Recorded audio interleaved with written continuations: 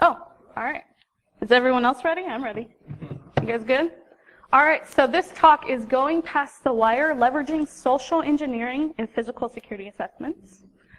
Just to kind of get a quick survey of the room, raise your hands if you're blue team. Okay, couple. Red team, raise your hand. All right, cool. So my goal here is if you are blue team, you kind of see some tips and things that I do when I'm going out and performing these assessments, and hopefully can kind of give you some ideas of things to look out for. Excuse me. And if you're red team, maybe get an understanding of some things I do that if you're not doing, you can incorporate or kind of just see the way someone else does it. So just a quick about me slide. My name is Stephanie, and I also go by Snow. I'm from Salt Lake City, Utah, and I've lived there for about 3 years now. I won the black badge for the social engineering capture the flag at DEF CON a few years ago. And in my free time, I like to do special effects makeup and go to theme parks and play board games. My company is Snow Offensive. We primarily focus on offensive security services. Physical security is one of the big ones that we're doing right now. I actually have JC in the back. He's one of my team members. He just did 3 physical security assessments in 3 different countries in the last 2 weeks. So he's been busy. He got in at 4 a.m. So he's still awake, which is surprising me.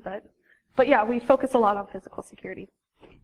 So this talk, I chose to do this talk kind of out of a pet peeve. When I started talking to other pen testers, I noticed that when they say they do physical security assessments, what they're doing is they're going out, getting on site, and plugging in a box to the network and leaving. That's it. They're not testing the actual physical security of the building. They're not testing the employees. And really what the client is left with at the end of the day is a pen test report. If that's what you want, I could ship you a laptop and do everything remotely. So I really think physical security should be focused on the building and the employees.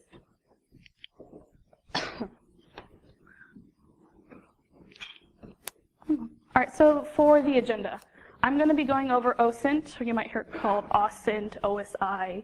It's open source intelligence. It's going out, finding things online through open sources like Google, social media, even things like blogs and forums. Maybe talking about pretext development, things that you should keep in mind. Recon, so actually going out before you perform the assessment and what to look for. The actual attacks I do when I'm on site, and then wrap it up with training. So when I'm doing open source intelligence, I'm typically looking at 3 domains. I'm looking for employees. And the reason why I'm doing that is because it's who I want to impersonate. So I want to make sure I blend into the environment. I want to see their trappings. And what I mean by that is their dress code.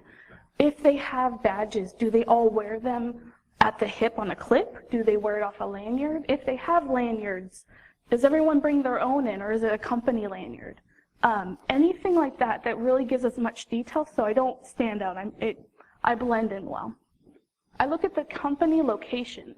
I try to see if they have access control systems in place, look to see if they have guards, cameras, nearby restaurants, which I'm going to get into stories about, floor plans, and also event calendars. And then if I'm not pretending to be an employee, I'm typically pretending to be a vendor. So just like employees, I'm trying to see what specific vendors they're using, if I can get the names of the company, maybe contact names. Do they have uniforms? Do they wear badges?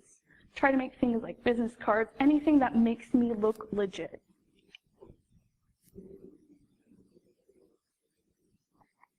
So social media is typically the first stop I do when I'm doing OSINT. Facebook is one of them. A lot of people don't know this, but you can actually put queries into Facebook. So one of the ones I use a lot is people who work at my target company. And it'll pull up a list of everyone who says they work for this company. I like to focus on new people and interns, typically because they haven't had the best training.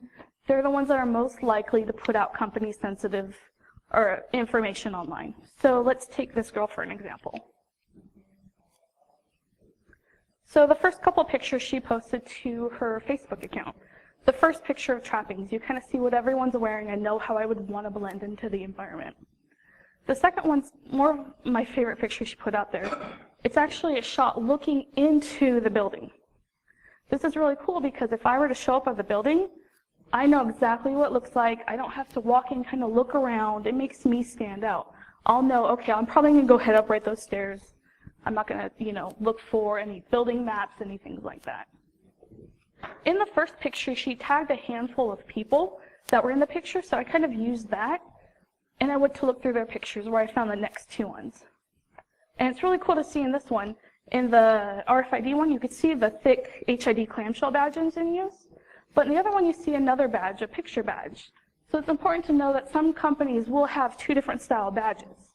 So the more information you can find during OSINT, the better.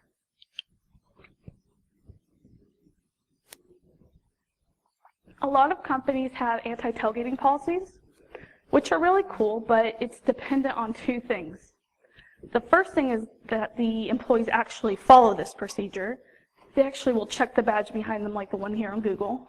And then the second thing is they will actually inspect the badge. Does anyone here work at Google? No one? Does anybody know what's cool about this Google badge? No one? This whole badge is actually a hologram, the whole thing. So that's something you can't really tell during OSINT. It might just look like a crappy badge. But it's really special, and that's something you can't find during OSINT, and something you'd have to see in site. So, excuse me. So it's really important to pay attention to things like that. I had a client who was based out of downtown LA, and I was performing a physical security assessment for them. And during the OSINT phase, I found a lot of employees who had badges online, which is perfect for me. I used my badge printer, made out a copy, looked legit, showed up on site. Everyone's badges they wore them at the hip, were all turned around so you could just see the white, which was really odd to me, but I just turned mine around so you could see the white back of the badge. And it worked fine. And so later I asked my client, why is every badges turned around? He explained that he knew that they had a lot of employees posting pictures on social media, and instead of telling the employees not to do that or have some kind of policy, he just told them to all turn it around, which made my job a lot easier because I just needed a white badge and I was in. All right, floor plans are really cool. So if the target company is like in a shared building, multi-tenants, a lot of times if different floors in the building are for rent, they might be on LoopNet, and this is something I use a lot. And an example of it. So they'll have actual floor plans. It is important to know that only the structure of the floor plan is legit. So things like the elevator shafts and the stairway wells and the bathrooms are going to be there, but different clients can come in and remodel, add walls, add buildings, or add cubicles, things like that. But knowing once I get off the elevator, if I go left, there's a bathroom right there, that could help me, especially if someone's kind of suspicious right there. I could just duck into the bathroom really fast. They also have descriptions, which is really helpful. So I know that this building had 24/7 security, they had cameras and card key entry systems. Not only that, they also said who else was in the building. So if I wanted to show up on site and maybe ask the receptionist to print off my resume, I can just say I'm having an interview with one of these other companies, and it looks like I should be there and I know who's in the building. Some companies have calendars online, whether it's like this one, for example, with a hospital. So they'll have things where people can sign up and take different trainings, different classes, things like that. Or they might have internal calendars, so Hot Dog Tuesdays or whatever. Things like this is really helpful. For a hospital I was at, they have a diabetes class on Tuesday at 7. And so I just signed up for it online, told them I was there. They said, okay, go to the second floor. Nobody walked me there, nobody cared. They just let me go, and I was free to get past security and really have access to everything on the 7th floor. Watering holes. So a cool thing on Google, you could type in your target address and you hit nearby, and it gives you a list of different restaurants excuse me, that are nearby. I like to go to these different places for a handful of reasons. I like to do it during recon to try to capture cards with my badge cloner. And the second reason is I like to overhear small talk. So I can hear, you know, current office drama. One time I heard that the CFO was at a conference, so I was able to use that to my advantage, go to the receptionist, explain that, hey, I know Bob's out of the town, I just need to leave these documents on his desk. She knew I knew Bob and that he was out of town, and she let me in. So really just trying to hear as much information over small talk. All right, and I have a video now. We don't have sound. It's a 1 and 30-second clip, so I'm going to ask you guys what you see afterwards on this video. Oh, I do have sound.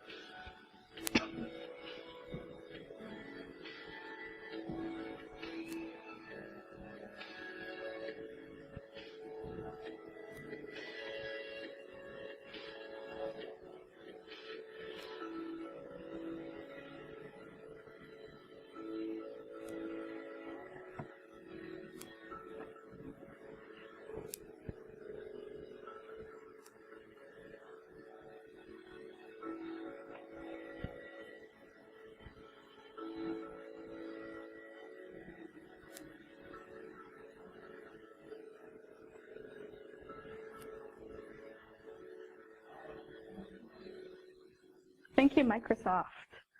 So this is one of the things I like to do is look on YouTube for HR, recruiting clips, life of interns. So question for you guys, just yell them out. What were some of the things that you saw in that video? Sorry? Dress codes? Badges? Sorry? A lot of windows, yeah. Anything else? Badge system. This guy got it all. Yeah. Standardized systems. Yep, everyone has the same devices. So I pulled out some stills from the video, so I'm going to go over what I found. Close-up of the badge. Very clear, very easy to replicate. You see that she is using a company lanyard, but throughout the video you see that's not always the case. But again, close-up of the badge, that's not going to be hard to impersonate. Someone else mentioned this one, the access control system at the front. What do you guys see in this one? Reception. Yep, you get a view into the front. There's also a camera. Anything different about this one? It's kind of hard to see. His badge on his pants. Not only that, it's a different color. So that's important to know, depending on who you're impersonating, if you're impersonating an employee, to know what the different colors mean. This one's just kind of fun. You know they have a KVM rather than a crash cart. Kind of nice, easy access. I don't know why this one cracked me up. They're a Windows shop, but they're using Chrome. It's kind of funny. But yeah, you get a look into what they're using, their calendars, all that good stuff. So again, going back to YouTube, lots of information you can find. Typically, though, it's more for bigger businesses, small, medium businesses. You won't see as many recruiting videos or intern videos, but you can get a lot of information. Just like employees, I try to find vendors. Here's just a quick Google Doc that I use when I'm looking for vendors. Once I actually find them, I see what their dress code are. Sometimes they'll have things like if they work certain hours. The more information, the better I can do to impersonate them. All right, pretexting. A pretext is who you're pretending to be when you go on site. It's your backstory. It's why you're there, really what you're going after. The more work you put into your pretext, typically the more confident you'll feel. So the biggest thing with pretext, do not impersonate law enforcement, doctors, or lawyers. Totally illegal. Do not do it. Some states have different laws about people you can and can't impersonate. If you're kind of in a hairy situation, contact a lawyer from that state just to be sure, but those are very important to know. Scope limitations. Sometimes we will have clients who say, okay, you could be anyone external, vendors, non-vendors, whoever, but you just can't pretend to be anyone internal. So working out stuff like that ahead of time with your client, just to make sure everyone's on the same page and actually document your pretext. Pretext reuse. I'm going to get into a story about that next, about how it has burned me in the past. And then appearance. Once you figure out who you want to be, make sure you look legit. You know what to wear. Transportation. A janitor is not going to show up in a car service. I mean, if you're pretending to be someone high up in the company, sure. If you're pretending to be some type of a janitor company or someone like that, spend the extra money and get a really cool decal or even a magnet one. Go out and rent a U-Haul van, and you look so much more legit. Badges and business cards, even if you can't find it online, most of the time people don't know their vendors' business cards, but that adds so much more credibility if you have things like that. Clipboards and documents, I'll get into with a story as well, but a clipboard is one of my favorite things to have. It just adds so much more credibility to why you're there. People think if you have a clipboard, you know what you're doing, you're writing things down. I don't know why, but it's worked very well for me. Excuse me. So this kind of story is twofold. The first one is pretext reuse. I had a client based out of the Midwest, and they had 16 locations they wanted me to go to in like 14 days. So it was a lot. But this client also limited my pretext to only one thing. I had the same story for every location they went to. It worked amazing for the first 5 locations.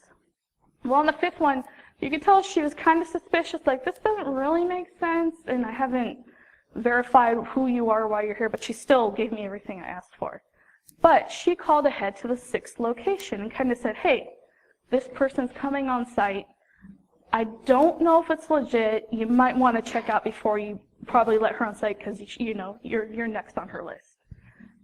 So as they're talking, and this girl's calling her IT manager, trying to verify who I am and if I should be there, I show up on site.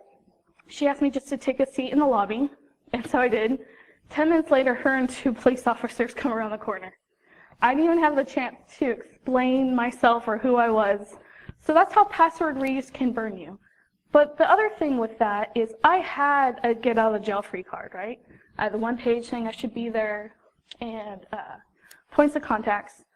The police were kind of confused. One cop thought it was awesome. He's like, there's no way you do this for a living. The other one was like, yeah, you're full of shit. So the one who didn't believe me, you know, he's looking over this letter like, this is stupid. Like, I don't understand this. He didn't even read it all. So that's why I am a big believer that the get out of jail free card, it should stay in Monopoly. Like, most of the time people don't understand it. So now what I do is I actually carry the whole scope, the statement of work, and I make sure that the scope has everything laid out very clear. That way it's easier for people to understand. So password reuse is bad, and get out of jail free card doesn't always work. With pretexting, it's important to be flexible. I know building a really good pretext and being confident is awesome, but sometimes things don't always go to plan. I had a client who had just built their European headquarters in Amsterdam, and I went out there to test their new facility. And when I got on site, I was really cocky. I had my pretext ready. I was just kind of doing recon really fast. I'm like, oh, okay, I want to get in, do my goals, get out. I get there, and everything I wanted to do for my pretext didn't make sense. It was a pain in the butt. They had so much more security than I thought they did. So I had to kind of go back to my hotel and reevaluate everything.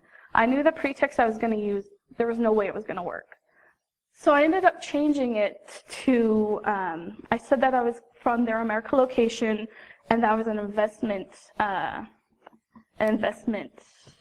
relations manager. And I was explaining how there are new potential investors in the area. They wanted to do a meeting at the location, kind of get a feel for the location and ask some questions. But before I had these people come out, I wanted to go and be familiar with the location. So knowing that money was on the line, of course they let me in. They gave me a tour of the location. I went on to say these investors have been burned in the past and they wanted to make sure that the physical security of the building was good. So what's your issues? He showed me all of the issues, how he currently had and how he planned on changing it, which I was able to use to my advantage and get in later that night. But with password or pretext, it's important to be flexible. It is good to have a really good concrete pretext, but sometimes they don't work out depending on the situation. All right, reconnaissance. This is very helpful when you can't find a lot of information during OSINT. And sometimes it's important to do a full day of recon. I like to do it in the daytime when everyone's there and also at nighttime when people are gone, just to kind of get a observation of the environment. And when I'm doing recon, I typically look in 3 areas. The first one is the perimeter. I'll do a walk around to see if I can find things like different entrances. Is there an employee entrance only that's maybe badge protected that could still be open 24/7? Or is there just like public entrances that have certain building operating times? Because if I know that building closes at 8, I want to try to sneak in at 7:55 and hide somewhere until the doors actually lock. So at least I'm inside. I'll look for things like access control systems, loading docks. It's really beneficial if they're actually getting a delivery, because a lot of times they leave that unlocked. And I'm able to slip right in. Depending on the client in the building, sometimes I'm able to do interior recon. Something like a hospital where you can just go in and out. If it's like a suite in a really big building, it's going to be a lot harder to do that. But if you can do interior recon, that's something to do. And then nearby cafes, during OSINT, I try to make a list of the ones I want to visit, and then I'll actually go visit them. Bring my badge reader, try to capture cards, and listen to small talk. Excuse me. Yes. Yeah. Oh, no, I'm good, thanks. So attack risk chart. So now I'm going to be going into the things I actually do when I'm on site. So I talked about OSINT, pretext, and recon. So these are things coming up that I actually do when I go on site. I try to label everything low, medium, high. Low is something, if I get caught, I can talk my way out of or just walk away from. Medium, kind of risky. Maybe I'm asking the employee something and they're getting suspicious. High is like, if I get caught, my cover is blown. That's something like picking a lock and someone walks in and I'm just standing there, right? So that's how I break everything out. Tailgating and piggybacking. Does anyone know the difference? Difference between tailgating and piggybacking? No? There's a difference. A lot of people don't know that. They use the term interchangeably. Tailgating, you're authorized, but you follow in, you're not authorized, or you have your arm full, like, hey, can you go? Yep, so tailgating is, or piggybacking is they're aware, right? So there is a difference, and it's just really funny to see a lot of people just use both terms and don't know that there is a difference. So that is something that I do when I'm on site. I actually had a client who knew that I was following her. I was piggybacking her, right? And you could tell she was suspicious, but she didn't know what to say. And that's the benefit of social engineering. People are so nice, they're so friendly, and even if they are suspicious, like, they don't know how to stop you or correct you. Like, they don't know what words to say. So she saw me, she let me in, just kind of looked, but didn't say anything. So I went and I did my first pass, got through a handful of goals. When I came back later in the day, I was talking to the receptionist, having her open up a USB for me, and right behind I saw a glass door to a conference center. The lady that saw me and was suspicious was sitting there talking with security, giving them a full description of me as I'm standing right there like 20 feet away from them. So I got out as fast as I could. But again, people are suspicious and they don't always know to say anything. Document management is something I do. This is more of when theft isn't in scope. So I'll look for sensitive documents, maybe PII, my clients, patients or clients' information, and I'll try to take pictures of them. A lot of times we wear body cams, but still sometimes having a clear shot is helpful. And then these are the places I look for them. Excuse me. A lot of times people are lazy and they leave things on printers. So it's pretty cool to kind of scour that area and see what you can find.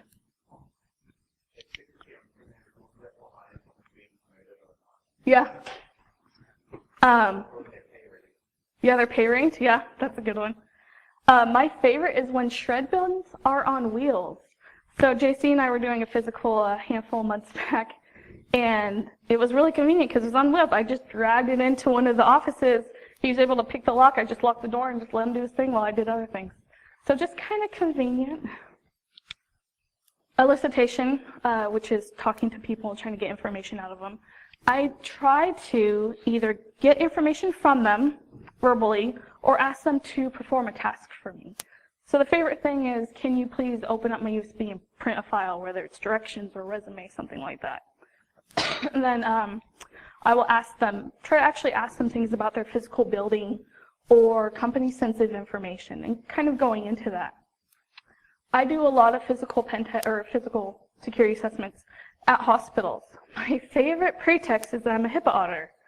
No one wants to tell a HIPAA auditor nowhere to go away. Like, they want to give you everything you ask for.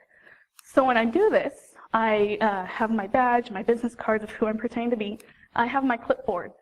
I actually have a legit form with real HIPAA questions, things like, about the physical security, where are cameras in place, things like that.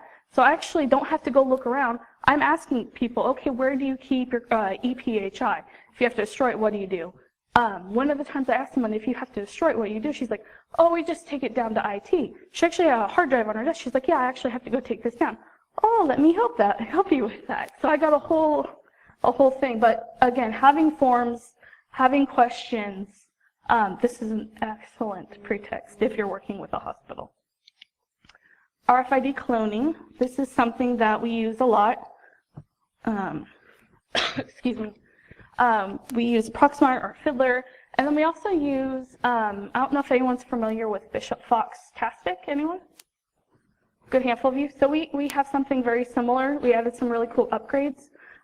We have a Bluetooth module, which I think their new one might have that, but it's really cool because the second we capture cards, it goes right to our phone. We get to see it. So it's really instant feedback. Another cool thing is we added a vibration motor from like an old cell phone. So when we pick up cards too, we kind of get just a buzz so we know we got it. Excuse me. Tips for this. Get as many cards as you can during recon. Capture as many so you can write as many, try them later. It's different people have different levels of access. So maybe you might be able to get in through the front door with a standard code. Some employees still can't get further into the building. So having as many options is important. And then if you have these cards, make sure you keep them away from your reader, or you'll be like me walking down the hall with no one around and wondering why my reader's going off, because it's reading my cards. But yeah, RFID cloning is something big that we do a lot, and that really helps us get further on site. USB drops. Where do you not put USBs when you're doing USB drops? Anyone? I heard something. No? Parking lots. Everyone that says that you do USB drops says they put them in parking lots. That is such a bad mistake. What if your client's patients or their clients get it? Are they in scope? No. So it's important to put them in places that employees only are at. So I like to leave them like actually on someone's desk. If I'll bring like white envelopes, and if I'm walking by an office, I'll see the name on the office, I'll write their name on it. And then naming it something really fun that people want to see. I think Hayden mentioned something about payroll. But if you name the file on the USB something juicy like this, like everyone's going to want to see that.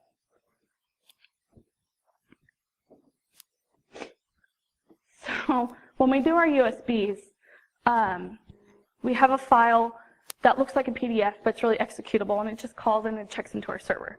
So it's proof that they're opening it, right? When they open it, they get this error. So they're like, oh, it's not working. Let me try another computer. So it's really fun to see the same USB go from computer to computer, like people trying to open it. And once they do open it, we get this really cool feedback every time, just kind of showing us. it was opened, what specific USB it opened, and all that good stuff. All right, network port security. I know I kind of talked about at the beginning how a lot of companies like to just go in and plug in a box and leave. I'm not saying not do that. I'm just saying it shouldn't be the focus of your test. You still should try to see if you can gain network access, right? So when I do that, I just do like a quick network ping sweep scan, excuse me. And a lot of times I get away with this in conference rooms. They'll have computers or even their phone lines, things where I can just get onto the network with, and a lot of people don't lock their conference room doors. So that's my favorite place to get onto the network. Non-destructive entry. I'm not going to spend a lot of time here just because there's a lot of cool videos. Deviant actually recently did one for a SANS webcast, I believe it was, talking about lots of cool stuff. But these are all things that I typically have in my bag. I do have clients that don't want me to use non-destructive entry just because they're scared that it's going to break. But I always have some picks on me, some shims. Airbag's really fun. Thumb latch tool. I don't know if anybody's seen those, but those are really cool too. Crash bar, under the door tool. Do I have what? Mm-mm. But Deviant's webcast actually has, I think, videos of him using them. So I don't like to pick locks on site, but I will. The biggest reason is my very first physical, that's all I thought people do is just go in and just pick every lock they can find. And of course I got caught because I was a dumbass and I learned my lesson. But the only time I pick locks is if the risk is worth it. So when I was at a hospital, they had a couple of conference rooms like in their basement, and one of the signs on the basement conference room door said, "Financial audit in progress. Please do not touch papers." And you look in there and you just see papers everywhere. And I wanted those papers so bad. So nobody was around. So in that moment, it made sense to pick the lock and to get in and get all those papers, which are really cool. All right, theft is my absolute favorite thing to do during physicals. It is the most tangible thing that you can get. I like to take laptops. That's probably one of my favorites. A lot of times people don't secure them to their desks. Phones, files, building keys, and if you take badges, that's pretty cool too, because you don't have to actually do the work to clone them. You actually have a badge. But it's very important to note, not leave the building with this stuff. The last thing you want to do is to leave a bunch of your clients' laptops in your car, and for some reason your car gets jacked. Right, that's not good. So before I even go on site, I work out with my client a drop-off location. So if I do take stuff, where does he want me to leave them at his site so I'm not taking them with me? After hours access, it's important to go in, thank you. I have kids. Has anyone seen the Lego movie? Yeah, you gotta rub your butt on everything. It's important to test in the daytime and the nighttime, just because, you know, you're testing a different group of people. Some buildings, they just won't have any people at night, so you want to make sure their security guards are paying attention. So I like to go back at night, well, as too. And then if I do get on night, you're gonna gotta be more careful. It's because cameras monitoring and whatnot. But again, I'll do my same goals I do in the daytime. I just try to do them at night. All right, going into my risk chart. So I typically do at least 5 visits when I'm doing a physical security assessment. The first 2 are recon. So I'll go in the daytime, and I'll go in the evening.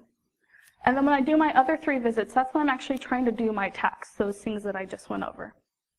I'll start with my lows, because I don't want to get caught right away. So I'll try to tailgate piggyback, see what information is laying around, document management, and I'll drop USBs around. So those are all things, if I get caught doing that, I can talk my way out. I'm not too worried. Medium is my next visit. So I'll try to actually get onto the network, talk to employees, get information from them, and actually print out the badge and try to use the badge to gain entry. And then my last visit is I'm doing the risky stuff. So if I get caught doing this stuff, my cover's blown. It doesn't make sense to start with the high, because then you can't go back later. And then another important thing to note is this is kind of talking to one person going out and doing the physical security assessment. We try to have at least 2. That way, if someone's cover does get blown, we have a backup person so we can kind of keep assessing the situation. If for some reason we do have one person on site, like JC was one person in the last couple, we do have comms we use. You know, once he goes out and does recon, he's like, hey, I'm leaving to do recon. He kind of checks in, gives us an overview, and tells us when he's back. That way, we know where everyone is at all times.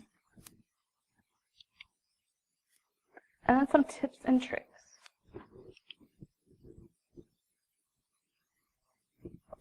Bathrooms are your friend.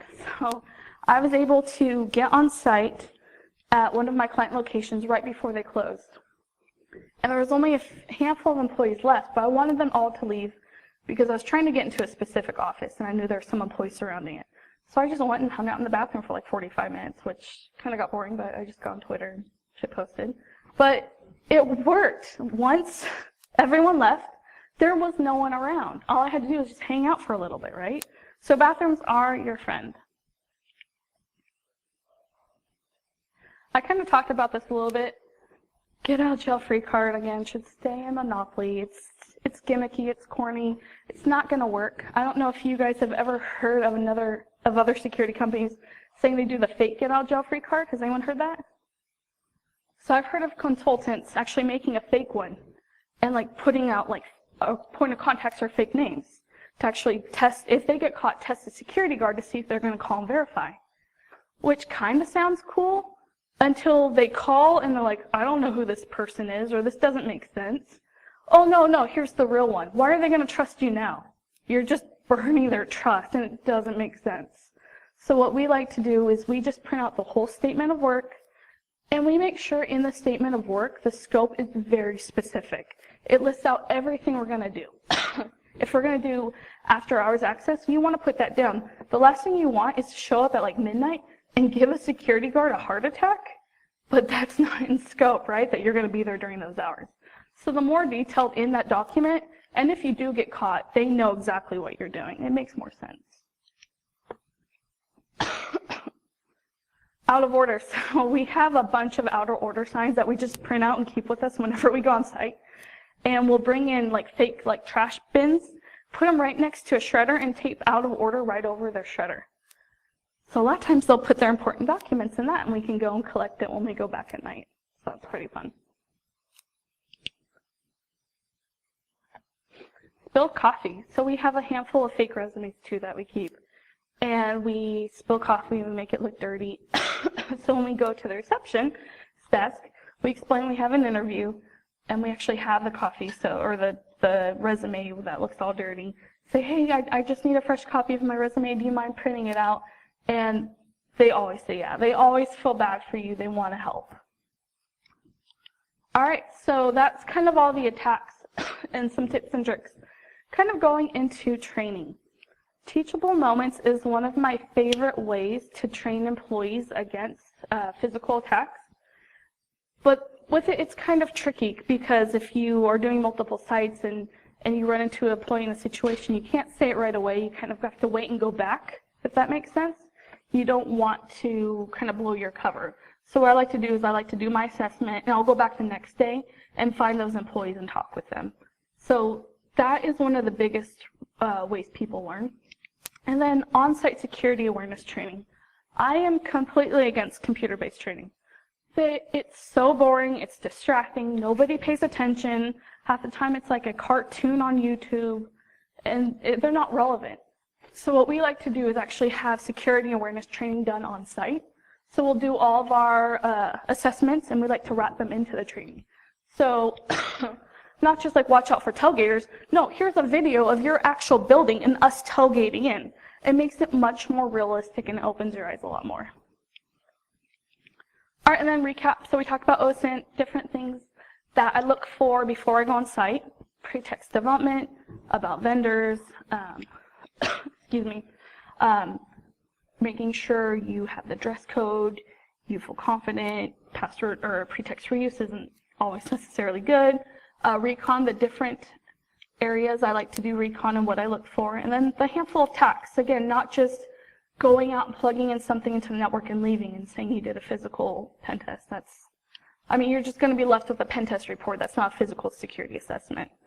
And then wrapping it all up with training. And, sorry guys, I talk fast and I have a cough, so it's a really bad combination. But I really appreciate you guys being here. If you would like a copy of my slide deck, please feel free to email me. My contact information is up here. But thank you guys for coming. I appreciate it. I think I have time for some questions. I also have some business cards up here as well. But if anyone has questions. Yes? So whenever you get to the point, if you say you go in after hours and you kind of get like semi-burned by security guards and security documents, etc., is that a point that you usually leave, or have you ever encountered security guards that let you go documents? That's a good question. So his question was if I go in, like, for an example, after hours and I get burned and the security guard catches me, do I continue with the test or do I kind of stop after he verifies me? That's your question, right? It kind of depends on the client. Sometimes I'll have clients say, once you get caught, stop, you're done. If they don't really say, and he does catch me, that definitely goes in my report. You know, this person caught me at this time. And I'll still try to continue on, and I'll just document what I find at that point. There'll be more of, if I didn't get caught, here's what I would find. But a lot of that goes into prior scoping with the client. But that's a good question. Thank you. Yes? So I had a question on exactly that scoping. Yep. Just a really general question. You mentioned having a good statement of work on Yep. here when you're doing the work to make sure that you can try to keep yourself as possible. Right. So how do you go about scoping your clients? How much do you describe the scenario? Great question. So the question was, with statement of work and scoping, how do I work that out ahead of time with clients to make sure it all goes into that document? Before we even send over the statement of work, we have questionnaires that we build out. So I'll have every attack that we can do in a description, and then I'll have the client check, yes, I want that, or no, I don't. So when I take that information, that's kind of what builds our scope or our rules of engagement. Does that answer your question? It does, yeah. Okay. It seems like they would read those open blind spots, right? What? Having blind spots, right? Because they're making decisions. That's true. So what part of the infrastructure you're testing now? Yeah, no, that does. And we'll have like places like if there is off-limit areas or if it's the whole building in general. But if we get more into red teaming, then we'll have, you know, a broader scope, but it's not specific, so it kind of lets us have a lot more wiggle room. Any other questions? Yes. How do you justify the client that you can get correlation continue testing? That's hard. The question was, how do you justify to a client if you get caught, continue testing? Pretty much, I'm out there, I'm spending my time. I mean, if they want to see what other information I can find, then it makes sense for them. Just from a testing point of view, right? Just what else could I do? Yep, exactly. And I have had clients that if I get burned, they'll say, okay, well, or what was it? I can't remember. Or if I did get burned, they'll let us come out and do it again with another person. But yeah, justifying it, it's hard, and it depends on the client too. Yeah. Yes. Is there any advantage to the security staff that they can go target actually? Is there any advantage to the security staff being there? I would say no. As little as people can know about this, the better, because that makes it more realistic. Really, other than my point of contact, I would love it if nobody knew about it. That way they're getting real responses, and you can kind of see who talks to who and see their communication flow. Any other questions? All right, cool, guys. Thank you so much for coming. I appreciate it.